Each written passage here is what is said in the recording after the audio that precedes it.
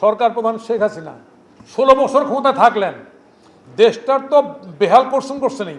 যে চুক্তিটা করলেন সেই চুক্তি বাস্তবায়নের জন্য পার্লামেন্টে ককাসে ছিলাম, আমরা চেষ্টা করছি বারবার ইনিশিয়েট নেওয়ার যে এটা বাস্তবায়ন করেন। No no. তো ওনার যদি কোমরে মুরদে নাই চুক্তি করতে গেলেন কেন? দরকার ছিল না চুক্তি করার আপনার। আপনি শান্তি চুক্তি নাম দিয়ে গোটা বিশ্বে আপনি নোবেল পাইতে চাইলেন, আর এখানটায় শান্তির যেটা ছিল তাই না সেটাও শেষ করে দিলেন। বর্তমানে 27 বছর পরে বর্তমানে এই সরকারটা হচ্ছে অন্তর্বর্তীকালীন সরকার। যদিও অনেকে বলে এই সরকারের বহুত ইচ্ছা আছে, ভালো করার ইচ্ছা আছে। আমরা যেহেতু ক্রিটিক রাজনীতি যারা করি তাই না, ভালো ইচ্ছা আছে, ভালো ইচ্ছা থাকলে ভালো।